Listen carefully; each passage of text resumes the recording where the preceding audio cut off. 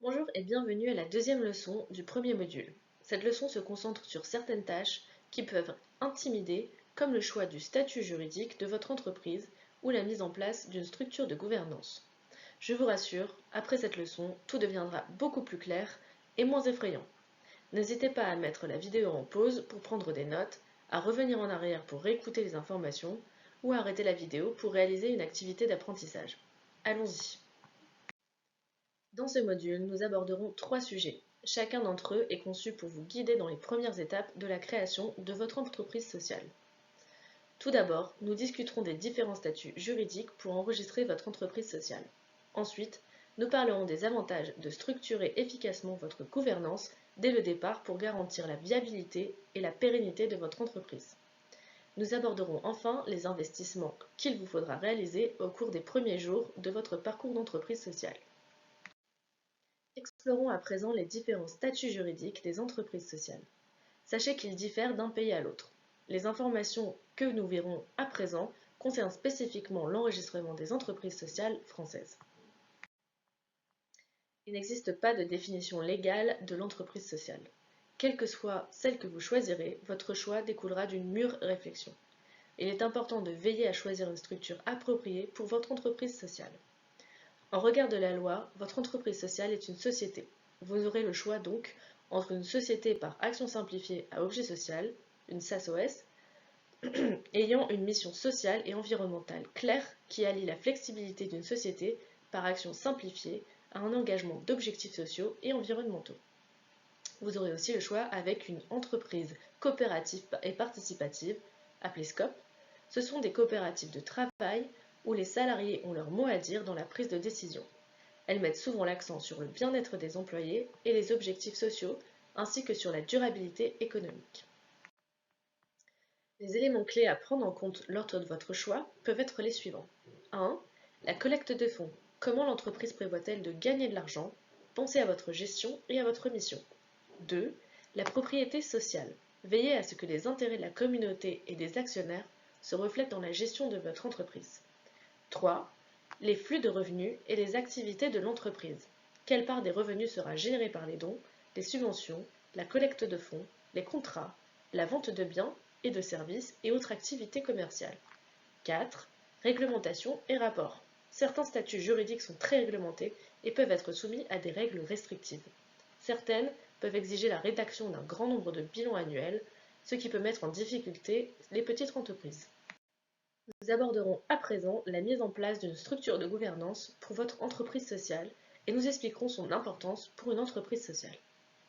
Avoir une direction, c'est-à-dire un groupe de personnes qui se réunissent régulièrement et qui réfléchissent aux questions relatives aux opérations et aux objectifs à long terme de l'entreprise, vous permettra de gérer votre entreprise. Votre entreprise sociale doit fonctionner un peu comme une organisation à but non lucratif ou une association caritative. Quoique cela soit difficile au démarrage, tentez d'établir une structure de gouvernance idéale au plus vite. Au début, vous serez peut-être seul à diriger les opérations en vous développant. Je vous conseille de mettre en place un conseil d'administration. Cela pourra vous permettre d'établir votre plan stratégique, gérer les éléments de l'entreprise soutenant les opérations quotidiennes et établir un réseau pour développer votre activité. Votre conseil d'administration est un groupe de personnes, appelés administrateurs, qui s'occupent de questions particulières liées à la gestion et à la croissance de votre entreprise sociale. Ce conseil peut comprendre des personnes qui vous soutiennent depuis le début, ainsi que des personnes que vous avez rencontrées au cours de votre route, ayant de l'expérience dans des domaines spécifiques de l'activité d'une entreprise. Les domaines et questions couramment gérés par le conseil d'administration sont les finances et la collecte de fonds, la communication et les relations publiques, l'implication des actionnaires, les opérations, les achats, le développement durable et la responsabilité sociale des entreprises. Le conseil d'administration transmet par la suite des informations à la direction. Ce conseil est une équipe qui gère les opérations quotidiennes telles que la conception et la production, ainsi que la distribution d'un produit ou d'un service. Il peut se constituer d'un directeur général et de son équipe de gestionnaires. Le personnel, lui, met en œuvre la production, la distribution et la vente de vos biens ou services.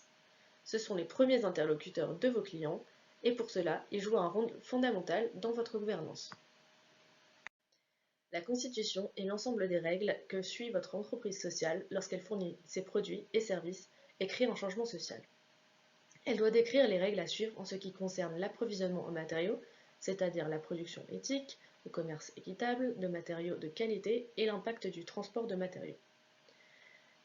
Il s'agit aussi des politiques d'emploi, notamment l'emploi de personnes handicapées ou de réfugiés, les contrats de travail flexibles pour le personnel.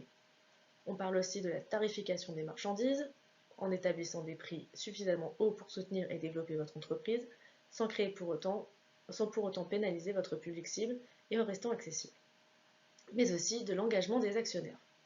En substance, vos statuts doivent mettre en évidence les moyens par lesquels votre entreprise sociale s'engagera de manière responsable, quelles que soient les circonstances, en étant utile et bénéfique à la société.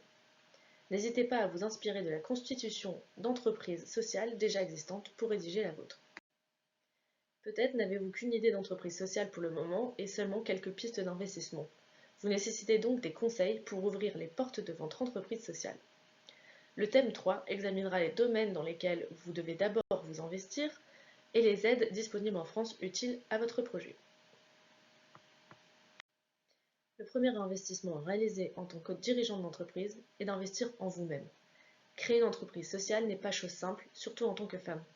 Il est donc extrêmement important que vous preniez le temps d'investir en vous-même en vous assurant que vous disposez des bonnes compétences, des informations essentielles, du meilleur soutien et des meilleures analyses de contexte afin de booster votre motivation et lancer votre entreprise sociale. Si vous êtes seul dans votre entreprise, réfléchissez à la manière de faire appel à d'autres personnes dans les domaines où vous vous sentez moins compétente. Si vous recrutez du personnel, vous serez tenu d'élaborer des politiques de ressources humaines conformes aux réglementations gouvernementales. Les principales politiques sont les suivantes. La politique des ressources humaines, la politique en matière de griffes et de discipline, la politique environnementale, la santé et la sécurité au travail, la politique d'égalité des chances, la politique financière et la politique immobilière.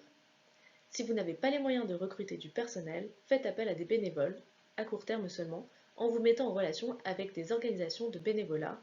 Vous pouvez également vous mettre en relation avec des programmes d'emploi locaux pour soutenir les membres de votre communauté à la recherche d'une expérience professionnelle ou d'un emploi. Il est essentiel de trouver du soutien dès les premières étapes de votre projet d'entreprise sociale pour éviter de vous décourager en cours de route. Mettez votre vidéo en pause pour obtenir les liens des organismes à votre écoute. Vous pouvez aussi visiter le site web DuPower pour en savoir plus.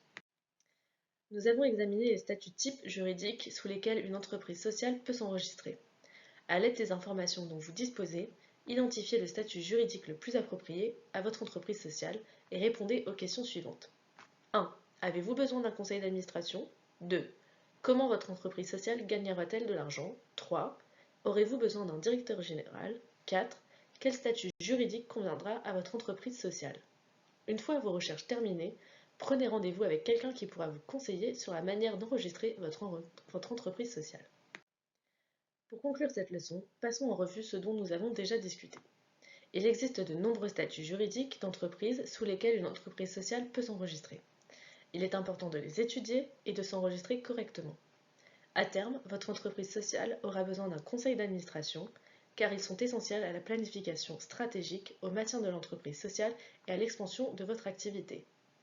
Rappelez-vous que vous n'êtes pas seul. Il existe de nombreuses ressources et aides couvrant tous les aspects de la création à la gestion d'une entreprise sociale prospère.